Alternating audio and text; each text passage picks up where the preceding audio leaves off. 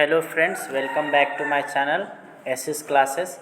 आज हम लोग बात करेंगे बिहार बोर्ड मैट्रिक परीक्षा 2022 की और इसके साइंस मॉडल पेपर की। तो यहाँ पे आप लोग देख सकते हैं, यहाँ पे साइंस विषय की आज हम लोग बात करने वाले हैं, जो कि एक अनिवार्य विषय है, जिसमें टोटल ऑब्जेक्टिव की संख्या है 80 और 24 आपके शॉर्ट आंसर्स क्वेश्चन है और 6 लॉन्ग आंसर क्वेश्चन है। तो चलिए हम लोग देखते हैं आज हम लोग इसके सारे क्वेश्चंस को। चलिए स्टार्ट करते हैं। तो ये रहा आप लोग का ये मॉडल पेपर, जिसको आप लोग इसके ऑफिशियल वेबसाइट से आसानी से डाउनलोड कर सकते हैं। यहाँ पे आप लोग देख सकते हैं, इसमें कुछ सामान्य निर्देश दिए गए हैं, उसको आप लोग पढ़ लीजिएगा। हम लोग आते हैं यहाँ पे सेक्शन ए में, और सेक्शन ए में आप लोग को 80 प्रश्न दिए गए हैं, जिसमें से 40 प्रश्न का उत्तर देना है। पहला प्रश्न हम लोग देखेंगे, पौधों में जनन अंग कहाँ पाए जाते हैं। तो इसका आपके लिए 4 ऑप्शन जो दिया गया है यहाँ पे देख सकते हैं, ए जड़ है, बी पुष्प है, सी तना है और डी फल है। तो इसका जो सही आंसर हो जाएगा आपका हो जाएगा ऑप्शन नंबर बी पुष्प में। आगे बढ़ते हैं हम लोग, अगला क्वेश्चन देखेंगे। तो प्रकाश संश्लेषण की क्रिया होती है। आपको 4 ऑप्शन दिए गए हैं। ऑप्शन ए है जंतु में, ऑप्शन बी है कवक में, सी है परजीवी में और डी है हरे पौधे में। तो इसका जो सही आंसर हो जाएगा वो हो जाएगा आपका ऑप्शन नंबर डी, हरे पौधों में। बढ़ते हैं अगले प्रश्न की ओर। अगला प्रश्न है आपका, प्रकाश संश्लेषण की क्रिया में ऑक्सीजन बाहर निकलती है। ऑक्सीजन किससे बाहर निकलता है? तो इसके लिए आपको ऑप्शन दिया गया है, ए जल है, बी ग्लूकोज है, सी CO2 है और डी डिक्टियासोम है। तो इसका सही आंसर जो हो जाएगा वो हो जाएगा आपका ऑप्शन नंबर ए, जल से। आगे बढ़ते हैं हम लोग। अगला प्रश्न अगर हम लोग देखेंगे तो ये है, जठर ग्रंथि कहाँ पाई जाती है। तो इसका आपको 4 ऑप्शन दिया गया है। ए है यकृत, बी है अमाशय, सी है अग्नाशय और डी है मुंह। तो इसका जो सही आंसर हो जाएगा आपका ऑप्शन नंबर बी, अमाशय में। बढ़ते हैं अगले प्रश्न की ओर। अगला प्रश्न अगर हम लोग देखेंगे तो ये क्या बोलता है, ग्लाइकोलाइसिस की प्रक्रिया संपन्न होती है। तो इसका आपको जो 4 ऑप्शन दिए गए हैं उसमें है, ए स्टोमाटा, बी केंद्रक, सी माइटोकॉन्ड्रिया और डी कोशिका द्रव। तो इसका जो सही आंसर हो जाएगा आपका हो जाएगा ऑप्शन नंबर डी, कोशिका द्रव में। नेक्स्ट बढ़ते हैं 6ठा नंबर क्वेश्चन। तो ये क्या है आपका, इथाइल अल्कोहल किस प्रकार के श्वसन से बनता है। ऑप्शन ए है आपका वायवीय, बी है अवायवीय, सी है ए और बी दोनों और डी है इनमें से कोई नहीं। तो हम लोग जानते हैं कि इथाइल अल्कोहल यानी एथेनॉल अवायवीय श्वसन में बनता है। अगला बढ़ते हैं अगले प्रश्न की ओर। तो अगला प्रश्न आया, सबसे छोटी अंतःस्रावी ग्रंथि कौन सी है। आपको 4 ऑप्शन दिए गए हैं, एड्रीनल, पिट्यूटरी, सी मेडुला और डी थायरॉयड। तो इसका आपका सही ऑप्शन जो हो जाएगा 7 का वो हो जाएगा आपका ऑप्शन नंबर बी, पिट्यूटरी। आगे बढ़ते हैं हम लोग। पौधों के वायवीय भागों से जल के ह्रास की क्रिया क्या कहलाती है। तो आपको 4 ऑप्शन दिया गया है, विसरण, वाष्पोत्सर्जन, परागन और निषेचन। तो इसका जो सही आंसर हो जाएगा आपका ऑप्शन नंबर बी, वाष्पोत्सर्जन। ऑप्शन नंबर बी, वाष्पोत्सर्जन। अगला क्वेश्चन की तरफ बढ़ते हैं। घेंघा रोग पनपता है। आपको 4 ऑप्शन दिए गए हैं। ए है रक्त की कमी से, बी है चीनी की कमी से, सी है आयोडीन की कमी से और डी है मोटापा से। तो इसका सही आंसर हो जाएगा आपका ऑप्शन नंबर सी, आयोडीन की कमी से। बढ़ते हैं अगले प्रश्न की ओर। रक्त में हल्के पीले रंग के चिपचिपे द्रव को कहते हैं। रक्त में हल्के पीले रंग के चिपचिपे द्रव को कहा जाता है। आपको 4 ऑप्शन दिए गए हैं, ए प्लाज्मा, बी है लिम्फ, सी है सीरम और डी है सफ़ेद रक्त कणिकाएँ। इसका सही ऑप्शन हो जाएगा ऑप्शन नंबर सी, सीरम। बढ़ते हैं अगले प्रश्न की ओर। रक्तचाप मापने के उपकरण को कहते हैं। आपको 4 ऑप्शन दिए गए हैं, स्टेथोस्कोप, बी एमीटर, सी लैक्टोमीटर और डी एस्फिग्मोमैनोमीटर। तो इसका सही आंसर हो जाएगा ऑप्शन नंबर डी, एस्फिग्मोमैनोमीटर। बढ़ते हैं अगले प्रश्न की ओर। वाष्पोत्सर्जन क्रिया पाई जाती है। आपको 4 ऑप्शन दिए गए हैं, ए जंतु में, बी पौधा में, सी पौधों और जंतुओं दोनों में और डी इनमें से कोई नहीं। इसका सही आंसर हो जाएगा ऑप्शन नंबर बी, पौधों में।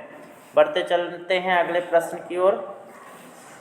तो अगला प्रश्न आपका आता है कि निम्न में से किसमें खुला परिसंचरण तंत्र पाया जाता है। ऑप्शन ए है ऊंट में, बी है घोड़ा में, सी है तिलचट्टा में, डी है मानव में। तो इसका सही आंसर हो जाएगा आपका ऑप्शन नंबर सी, तिलचट्टा में। बढ़ते अगले प्रश्न की ओर। रक्त क्या है? आपको 4 ऑप्शन दिए गए हैं, ए है पदार्थ, बी है ऊतक, सी है कोशिका और डी है इनमें से कोई नहीं। तो इसका सही आंसर हो जाएगा आपका ऑप्शन नंबर बी ऊतक। बढ़ते हैं अगले प्रश्न की ओर। मूत्र का पीला रंग किस वर्णक के कारण होता है? तो इसके लिए आपको 4 ऑप्शन दिए गए हैं, लिकोप्लास्ट, क्लोरोप्लास्ट, यूरोक्रोम और क्रोमोप्लास्ट। तो इसका सही आंसर हो जाएगा आपका ऑप्शन नंबर सी यूरोक्रोम। बढ़ते हैं अगले प्रश्न की ओर। अगला प्रश्न है, निम्न में से कौन एक उभयलिंगी जंतु है? इसका 4 ऑप्शन दिया गया है, हाथी, गाय, कुत्ता, केचुआ। तो इसका सही आंसर हो जाएगा आपका ऑप्शन नंबर डी केचुआ। बढ़ते हैं अगले प्रश्न की ओर। यूरिया रक्त में कहाँ से प्रवेश करता है? तो आपको 4 ऑप्शन दिए गए हैं। ऑप्शन नंबर ए वृक्क है, बी है फेफड़ा, सी है यकृत और डी है इनमें से कोई नहीं। तो इसका सही आंसर हो जाएगा आपका ऑप्शन नंबर ए वृक्क से। बढ़ते अगले प्रश्न की ओर। जैव आवर्धन प्रदर्शित करने वाला रसायन कौन सा है? तो आपको 4 ऑप्शन दिए गए हैं, ए CFC, बी DDT, सी ATP और डी इनमें से कोई नहीं। तो इसका सही आंसर हो जाएगा ऑप्शन नंबर बी DDT। बढ़ते हैं अगले प्रश्न की ओर। अगला प्रश्न आप लोग का है कि निम्न में से कौन एक प्राथमिक उपभोक्ता है? आपको 4 ऑप्शन दिए गए हैं, ए अपघटक, बी शाकाहारी, सी मांसाहारी और डी सर्वाहारी। तो इसका जो सही आंसर हो जाएगा वो होगा आपका ऑप्शन नंबर ए, प्राथमिक उपभोक्ता जो होते हैं वो शाकाहारी जंतु होते हैं। बढ़ते अगले प्रश्न की ओर। निम्न में से कौन एक भूमिगत जल का उदाहरण है? आपको 4 ऑप्शन दिया गया है, ए कुआं, बी नदी, सी समुद्र, डी तालाब। इसका सही आंसर हो जाएगा आपका ऑप्शन नंबर ए कुआं। बढ़ते हैं अगले प्रश्न की ओर। प्राकृतिक चुनाव द्वारा जीवों का विकास कहलाता है। आपको 4 ऑप्शन दिए गए हैं, मेंडलवाद, लामार्कवाद, डार्विनवाद और सूक्ष्म विकास। तो इसका सही आंसर हो जाएगा ऑप्शन नंबर ए मेंडलवाद। अगला क्वेश्चन देखेंगे, हरे पौधे कहलाते हैं। आपको 4 ऑप्शन दिए गए हैं, ए उपभोक्ता, बी अपघटक, सी उत्पादक और डी इनमें से कोई नहीं। तो इसका सही आंसर हो जाएगा ऑप्शन नंबर हरे पौधे कहलाते हैं, तो ऑप्शन नंबर सी उत्पादक। बढ़ते हैं अगले प्रश्न की ओर। अगला क्वेश्चन है, अंडोत्सर्ग का कार्य होता है। आपको 4 ऑप्शन दिए गए हैं, LH, एस्ट्रोजन और FSH और डी इनमें से कोई नहीं। तो इसका सही आंसर हो जाएगा आपका ऑप्शन नंबर बी एस्ट्रोजन के द्वारा। अगला क्वेश्चन देखेंगे हम लोग, लैंगरहैंस की द्वीपिकाएँ कहाँ पाई जाती है? आपको 4 ऑप्शन दिए गए हैं, अंडाशय, अमाशय, अग्नाशय और वृक्क। इसका सही आंसर हो जाएगा आपका ऑप्शन नंबर सी अग्नाशय से। बढ़ते अगले प्रश्न की ओर। थायरोक्सिन हार्मोन के संश्लेषण में निम्नलिखित में किसका होना आवश्यक है? Option A iron, option B manganese, option C chlorine और ऑप्शन डी आयोडीन। तो यहाँ पे थायरोक्सिन हार्मोन का स्राव होने के लिए आयोडीन की आवश्यकता होती है, इसलिए इसका ऑप्शन नंबर डी हो जाएगा। बढ़ते अगले प्रश्न की ओर। अगला प्रश्न है आप लोग का, निस्ल कणिकाएँ पाई जाती है। आपको 4 ऑप्शन दिए गए हैं। ऑप्शन नंबर ए है नेफ्रॉन, ऑप्शन नंबर बी है न्यूक्लियस में, ऑप्शन नंबर सी हुआ न्यूरॉन में और डी हो गया इनमें से कोई नहीं। तो इसका सही ऑप्शन हो जाएगा ऑप्शन नंबर सी न्यूरॉन में। बढ़ते हैं अगले प्रश्न की ओर। मानव मस्तिष्क का वजन होता है, तो इसके लिए आपको 4 ऑप्शन दिए, 1.5 to 2 kg, सेकेंड है 0.5 to 1.5 kg, option number C 1.2 to 1.4 kg और ऑप्शन नंबर डी है आपका 1.2 to 1.4 kg और डी इनमें से कोई नहीं। तो इसका सही आंसर हो जाएगा आपका ऑप्शन नंबर ए 1.5 से लेकर के 2 kg के बीच। बढ़ते अगले प्रश्न की ओर। निकट दृष्टि दोष अथवा दूर दृष्टि दोष के निवारण हेतु प्रयुक्त लेंस द्वारा प्रतिबिंब होता है। तो इसका सही आंसर हो जाएगा आपका ऑप्शन नंबर इसका 4 ऑप्शन दिया गया, वास्तविक एवं सीधा, बी है आपका काल्पनिक और सीधा, सी है आपका काल्पनिक उल्टा और डी है वास्तविक उल्टा। तो इसका सही आंसर हो जाएगा आपका ऑप्शन नंबर ए वास्तविक एवं सीधा। बढ़ते हैं अगले प्रश्न की ओर। साइड मिरर के रूप में निम्नलिखित में से कौन प्रयुक्त होता है? आपको 4 ऑप्शन दिए गए हैं, उत्तल दर्पण, अवतल लेंस और उत्तल लेंस। तो इसका सही आंसर हो जाएगा आपका ऑप्शन नंबर ए उत्तल दर्पण का साइड मिरर के रूप में प्रयोग होता है। बढ़ते अगले प्रश्न की ओर। अवतल लेंस द्वारा प्राप्त प्रतिबिंब होता है। आपको 4 ऑप्शन दिए गए हैं, आभासी, सीधा, छोटा और इनमें से सभी। तो इसका आप लोग अगर जानते होंगे, अवतल लेंस से जो प्रतिबिंब प्राप्त होता है उससे काल्पनिक प्रतिबिंब मिलता है, सीधा भी रहता है और छोटा भी, इसलिए इसका ऑप्शन नंबर डी सही हो जाएगा इनमें से सभी।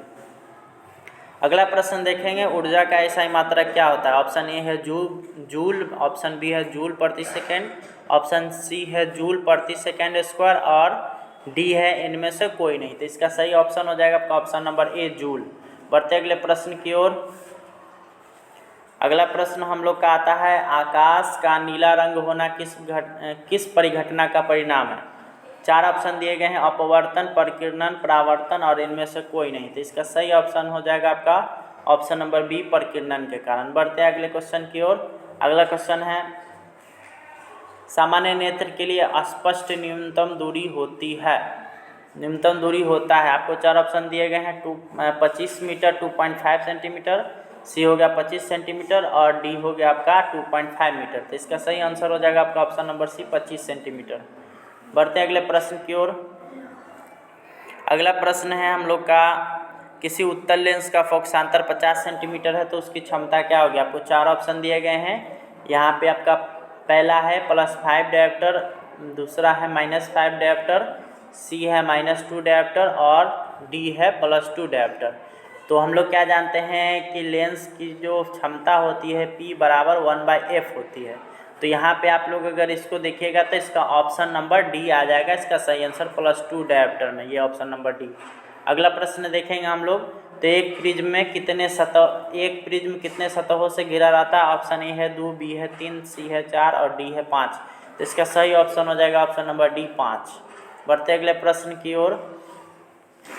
अभिनेत्र लेंस की फोकस दूरी में परिवर्तन किया जाता है। ऑप्शन ए है पुतली द्वारा, बी है परितारिका द्वारा, सी है दृष्टिपटल द्वारा और डी है पक्षमाभी पेशियों द्वारा। तो इसका सही ऑप्शन हो जाएगा ऑप्शन नंबर डी, पक्षमाभी पेशियों द्वारा। बढ़ते अगले प्रश्न की ओर। प्रकाश का परावर्तन के कितने नियम होते हैं? तो इसके लिए आपको 4 ऑप्शन दिए गए हैं, A1, B2, C3 और D4। इसका सही आंसर हो जाएगा आपका ऑप्शन नंबर बी यानी 2। बढ़ते हैं अगले प्रश्न की ओर। क्या बोलता है आपको, फोटोग्राफिक कैमरा का अभिदर्शक होता है, अभिदृश्यक होता है। आपको ऑप्शन ए दिया हुआ है उत्तल लेंस, बी है अवतल लेंस, सी है उत्तल दर्पण और डी है अवतल दर्पण। तो इसका सही आंसर जो हो जाएगा आपका ऑप्शन नंबर ए, उत्तल लेंस। बढ़ते हैं अगले प्रश्न की ओर। अगला प्रश्न है कि यदि एक किरण अवतल दर्पण पर लंबवत आपतित हो तो परावर्तन के बाद किरण किस बिंदु से गुजरेगी? तो आपको 4 ऑप्शन दिया गया है, ए फोकस से, बी वक्रता केंद्र से, सी ध्रुव से, डी इनमें से कोई नहीं। तो हम लोग जानते हैं कि अवतल दर्पण में कहीं पर भी किरण पड़े वो परावर्तन होने के बाद उसके मुख्य फोकस से गुजर जाती है, यानी ऑप्शन नंबर ए इसका सही आंसर हो जाएगा।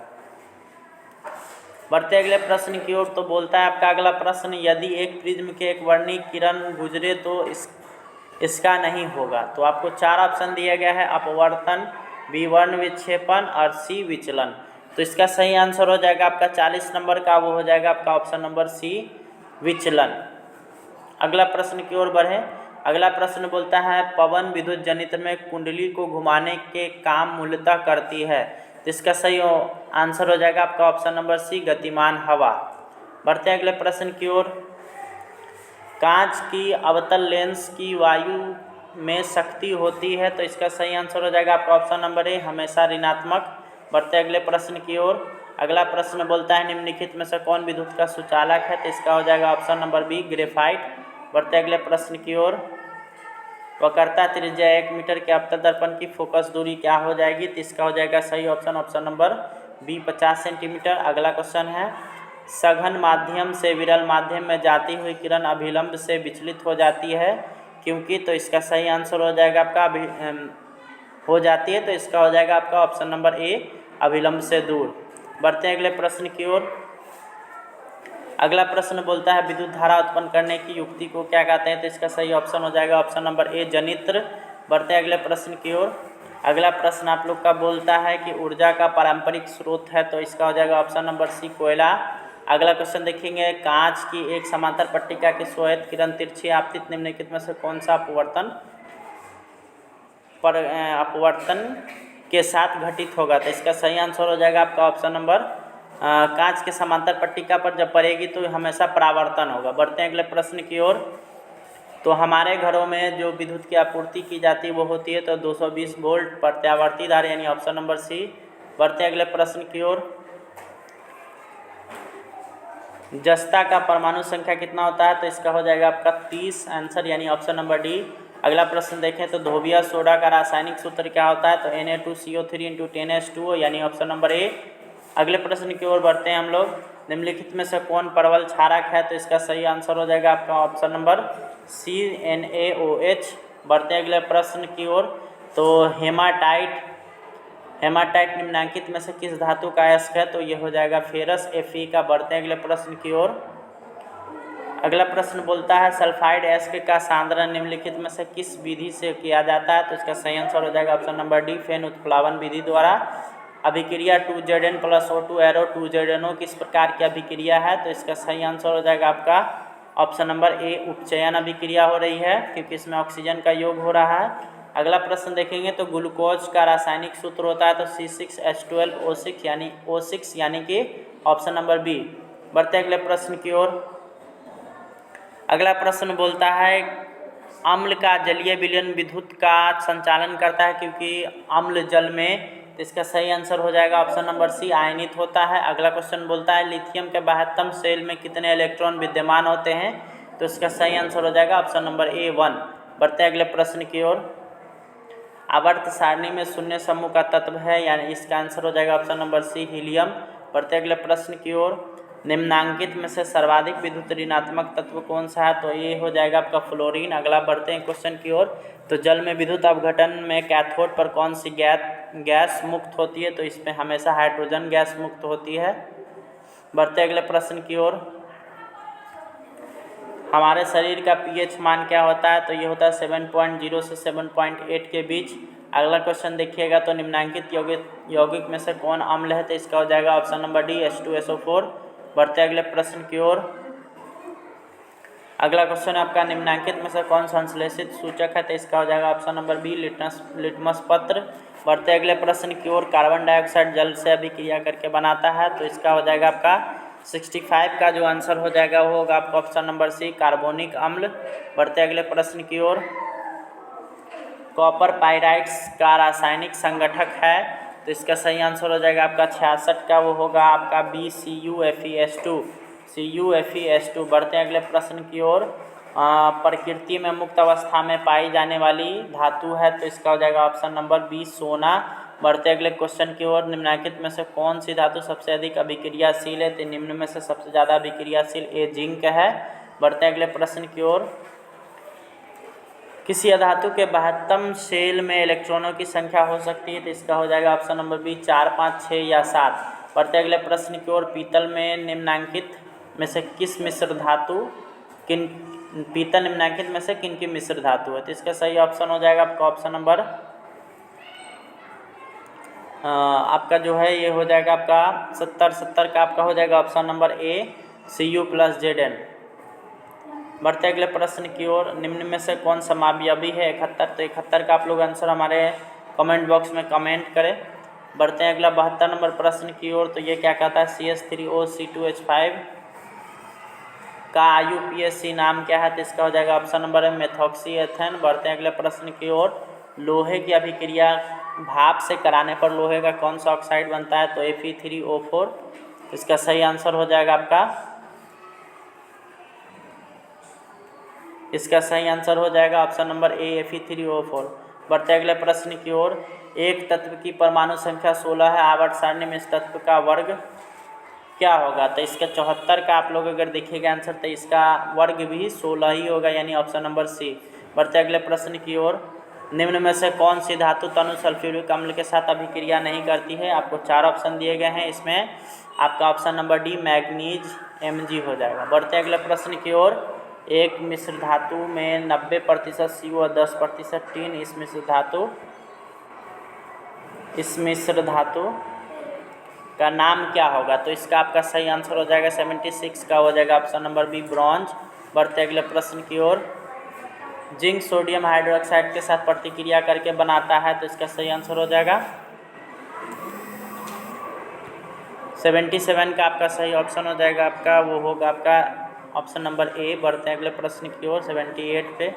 तो ये कहा है आपका निम्नांकित में से कौन सी धातु वायु में उच्च ताप पर गर्म किए जाने पर भी ऑक्सीजन से संयोग नहीं करता है, तो इसका सही ऑप्शन हो जाएगा आपका 78 का, वो हो जाएगा ऑप्शन नंबर डी। बढ़ते अगले प्रश्न की ओर। अयस्क में उपस्थित अपद्रव कहलाते हैं। तो इसका सही आंसर हो जाएगा आपका सही आंसर हो जाएगा ऑप्शन नंबर सी। बढ़ते हैं अगला क्वेश्चन जो कि लास्ट है। तो यहाँ पे आप लोग देखिएगा क्या है, निम्नलिखित में से किस गुण के कारण धातुओं के तार बनाए जाते हैं। तो इसका सही ऑप्शन हो जाएगा ऑप्शन नंबर सी। चलिए दोस्तों, ये थे टोटल 80 ऑब्जेक्टिव। 80 में से हम लोगों ने 80 ऑब्जेक्टिव को किया, जिसमें से एक ऑब्जेक्टिव आप लोग को कमेंट करके बताना है।